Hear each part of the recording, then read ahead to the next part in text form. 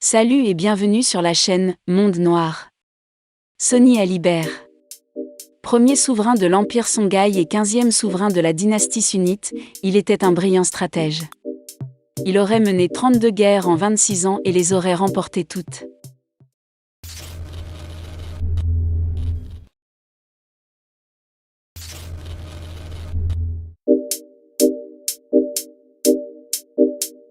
Au début du XIe siècle, Gao n'était qu'une ville située sur le côté est du fleuve Niger.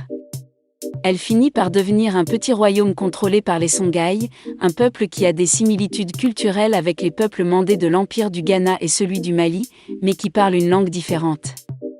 Dès le début du XIVe siècle, le royaume de Gao était conquis par l'Empire du Mali et ajouté à ses territoires. En 1325, de retour à la Mecque, le remarquable empereur Kankou Moussa fait construire une mosquée à Gao et encourage également son développement économique. Gao devient ainsi une grande place commerciale et une des plus belles villes du Soudan occidental. Environ une génération plus tard, l'influence du Mali avait commencé à décliner, et c'est sous le règne de Sonny Alibert que le royaume de Gao retrouve une totale indépendance. Également connu sous le nom d'Ali le Grand, Sonny Alibert était un dirigeant très ambitieux et un chef militaire d'une énergie sans fin qui était constamment en mouvement, conduisant ses troupes à repousser les envahisseurs et à conquérir de nouveaux territoires. Une fois sur le trône du petit royaume de Gao, il constitue une cavalerie et une flotte de 400 bateaux, puis se lance à l'assaut de Tombouctou, dont il s'empare en 1468. Il était le premier empereur de l'Empire Songhai et a régné d'environ 1464 à 1492. Sonny Alibert favorise le commerce et crée une administration centralisée changeant ainsi la destinée du royaume de Gao. Afin de réussir ses projets impériaux, il met en place une armée aguerrie et bien structurée. Il réalise une flottille sur le fleuve Niger dirigée par un ministre du fleuve et de la flotte appelé Ikoy. Une infanterie était également créée et était toujours accrue par l'enrôlement des guerriers vaincus.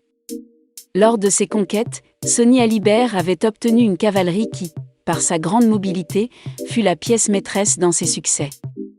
Après avoir conquis de nombreux chefs et rois voisins, il prend le contrôle de leur territoire et établit ainsi les bases du plus grand empire médiéval que la région ouest africaine ait connu, l'Empire Songhai.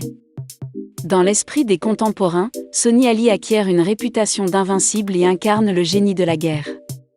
Pour cela, son peuple lui a attribué le titre de Dali, ce qui signifierait le Très-Haut. Sonny était attiré par la riche région de l'Ouest, les villes nigériennes et le delta central du Niger. Conquête après conquête, il obtient Djenné, une partie du Massina, et surtout Tombouctou en 1468. Il attaque les Touaregs et les refoule dans le Nord Sahel. Vers le sud, il mène plusieurs expéditions contre les Dogons, les Mossi et les Bariba. En 1483, près de Djenné, Sonny Ali trouve et bat le roi Mossi Mazer Ier qui revenait de Walata chargé d'un riche butin. Il met ensuite fin aux menaces d'incursion Mossi dans la vallée du Niger. Après plusieurs années de règne, Sonny Alibert trouve la mort en 1492, laissant un vaste empire que ses successeurs allaient étendre davantage et qui comprenait des parties orientales des anciens territoires du Ghana et du Mali. Merci d'avoir regardé la vidéo. Pensez surtout à laisser un like, à commenter et aussi à partager. Au revoir.